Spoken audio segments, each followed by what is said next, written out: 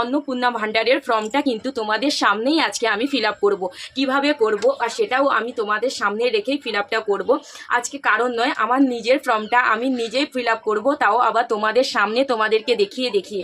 তার জন্য ফর্মটা নিয়ে বসে গেছি, তাই ভিডিওটা শুরু করেছি। চলো দেখো কিভাবে আমি ফর্মটা ফিল আপ করছি, আবার আমার নিজেরটাই ফিল আপ করবো। এই দেখো, এটাই হচ্ছে আমার অন্নপূর্ণা ভান্ডারের ফর্মটা, 12টা পাতার ফর্ম। তো আমি প্রথমে কিন্তু এটা ফিল আপ করেছিলাম, তখন কিন্তু একটু ভিডিও প্রবলেমের জন্য ভিডিওটা আমার কাছ থেকে ডিলিট হয়ে গেছে। তাই প্রথম পেজটা কিন্তু ফিল আপটাই দেখাচ্ছি। দেখো এখানে কিন্তু লেখা আছে পরিবারের প্রধানের নাম, ঠিক আছে, পরিবারের প্রধানের নাম। কিন্তু তোমার বাড়ির যে প্রধান, ঠিক আছে, তার নামটা কিন্তু এখানে লিখতে হবে।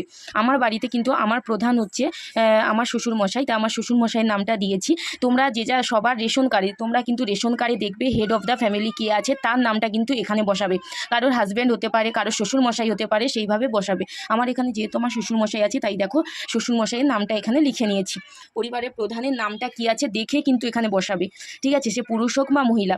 জন্ম তারিখ, দেখো জন্ম তারিখটাও কিন্তু অবশ্যই দিয়ে দিয়েছি। আধার কার্ডে যে দেখবে যে জন্ম তারিখটা আছে ওটাই কিন্তু বসিয়ে দেবে।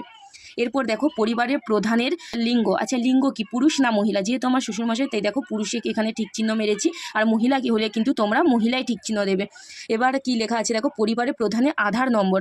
আমার শ্বশুরমশাই এখানে আধার নম্বরটা এখানে দিয়ে দিতে হবে। তো আমি এখানে লিখলাম না, কারণ যেহেতু ভিডিওটা ছাড়বো তাই ওটা স্ক্রিপ করেছি। তো তোমরা এখানে কিন্তু আধার নম্বরটা লিখে নেবে।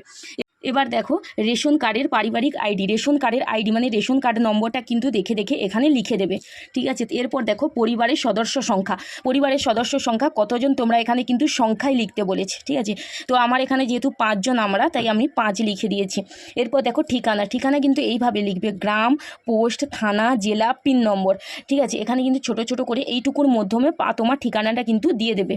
এরপর দেখো যোগাযোগ নম্বর, যোগাযোগ নম্বরটা হচ্ছে তোমার শ্বশুরমশাই যেহেতু হেড অফ দ্য ফ্যামিলি, আধার কার্ডের সঙ্গে যোগ আছে কিনা, তো ওই ফোন নাম্বারটা কিন্তু দিতে হবে।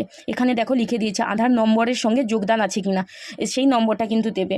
যে পরিবারের হেড তার নম্বর।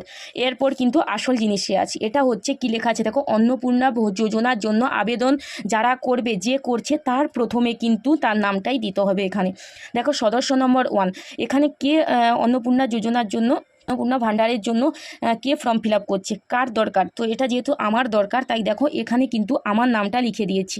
এখানে কিন্তু আমার নামটা লিখে নিয়েছি, যেহেতু এটা অন্নপূর্ণা যোজনার জন্য আমার দরকার আর আমি পাবো, তার জন্য এখানে দেখো হ্যাঁ অপশানে কিন্তু টিকটা দিয়ে দিয়েছি।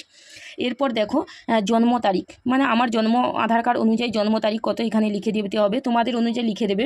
মানে যে অন্নপূর্ণা ভান্ডার পাবে তার লিঙ্গ মহিলা না পুরুষ, অবশ্যই মহিলা হবে, যেহেতু অন্নপূর্ণা ভান্ডার পাবে অবশ্যই মহিলা।